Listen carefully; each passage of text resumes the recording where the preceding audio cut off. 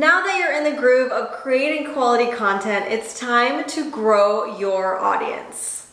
This next tutorial focuses on growing your audience. The objective of this video is to share techniques for attracting and retaining followers on social media. Here is an overview of some strategies for organic growth on your social media. Number one is quality over quantity. Focus on creating high quality content, valuable content that resonates with your target audience. Guys, I can't stress this enough. This is like one of the main things that I can preach about on and over and over again. Focus on the quality of your content over the quantity of how many times you are posting. Too often I see and hear social media gurus recommending that in order to grow fast on social media, you have to post 4 times a day at these times. These are the best times to post. Or you have to post 4 times a day, 7 days a week. And that is where social media burnout comes. And that's where the overwhelm and frustration of social media starts. Focusing on the amount of times that you post is not going to get you anywhere, because then you start losing the quality of your content. When you spend time with your content, not overthinking your content, but making sure that your content is valuable enough, is on brand, is clear with its messaging, and it's clear for your audience and the followers that you have and the followers that you want to attract. When you focus on those components that make up the quality of your content, this is where the gold is for social media. And your followers and your audience are going to see and feel that as well. Our next strategy for you is a consistent posting schedule. So like the last training and tutorial, we had you fill out a content calendar, and this is really great for starting to establish that consistency. Having consistency on social media not only keeps your audience and your followers engaged, but also keeps them wanting more and also expecting you to post on a Monday every morning or Monday, Wednesday, and Friday. This is where consistency is key. Collaborations and partnerships are also a phenomenal way to grow organically on social media, so you can work with influencers or collaborate with other businesses to ultimately expand your reach. And lastly, cross promotion. So using other social media platforms or your website if you have one to promote your social media channels. Cross promotion is a little dicey for me because I always recommend honing in on and mastering one social media platform before jumping to another. So this may not be as beneficial for you depending where you are right now with your dance business and your dance brand on social media. But if you feel like you're in a place where you can cross promote, by all means, go for it and try it on another platform. When you want to grow in followers and you want to retain those followers, engagement on your social media is also key. So active engagement is this: responding promptly to comments and messages to show that followers are valued. I always recommend having a dedicated and set time specifically for engagement, whether it's like 15 minutes in the morning, 15 minutes in the afternoon, and 15 minutes at night.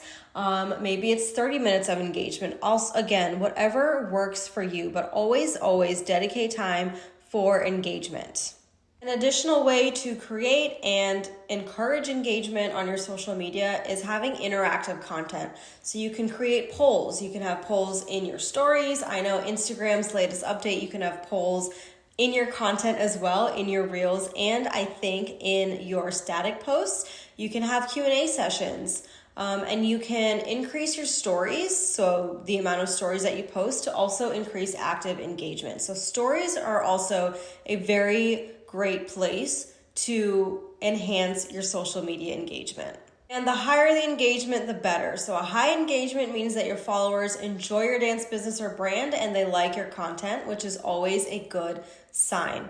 Some content may have less engagement than others, and that dives into the topic of each type of content. So each type of content should have a different purpose. So some content its purpose is to convert into new leads for your dance business.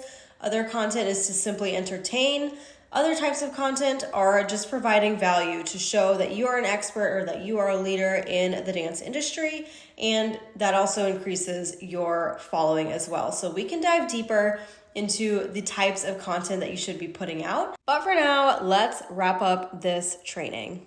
So what's especially unique about some of these social media platforms, specifically Instagram and TikTok, is you have hashtags that you can use and leverage. So using hashtags and geotags effectively really enhance your overall presence on social media. So you want to use relevant hashtags that match your content and your target audience. For example, for Releve marketing, we have a branded hashtag, which is the next bullet point in this slide, hashtag Releve marketing. When we share social media tips, we do hashtag social media tips, hashtag social media agency, hashtag social media for dance. You really want to do your research on these relevant hashtags for your niche. Now, I want to make you aware to beware of banned hashtags and hashtags that are too big. So there is a list of hashtags that are banned and will flag your content on social media. And you won't know that your content is flagged, but using a banned hashtag ultimately decreases your reach for that piece of content and may also decrease the reach of your account. And my recommendation for hashtags, absolutely do not use hashtags that are in the millions or in the very high 100,000s, because when your hashtags are too big, that pool of content is way too big and way too flooded. So the chances of somebody seeing your content with a huge hashtag is very slim. So I recommend using hashtags that are in the thousands, in the 10,000s, and some in the 100,000s. When you have a good mix of hashtags in those range, that's when your content starts to be placed in different areas. Geotags are really great if you're a local dance studio or you're a physical dance business. You want to use these geotags to reach local audiences and increase visibility in specific regions. For example, if you are a dance studio and you're located in a certain or near a certain city, I would recommend using hashtags that highlight that certain city and are popular in those cities. Or even if you are a dance studio and your target market, your target audience are dance parents, maybe there's a hashtag parents of blank city. So really do some research and find those unique hashtags and geotags that will overall increase your visibility for your dance studio or your local business. And lastly, using trending hashtags. So it's important to stay updated with trending hashtags to really capitalize on current events or popular topics. I know when current events happen in the US, whether it's like the Super Bowl or a certain meme has gone viral or someone has gone viral on TikTok for saying something and then that turns into a hashtag, those are things you want to stay on top of and stay updated on if you find it could be relevant and beneficial to your dance brand. All right, that's a wrap on this training and tutorial. Here is your homework and your next steps. Number 1 is to identify 10 relevant hashtags for your niche. And you know the drill. When you have those hashtags, copy and paste them into the Facebook group. Number 2 is for your next 3 posts, track the engagement. So take a look at the likes, comments, shares, and saves, and take note on what type of content got the most engagement and why.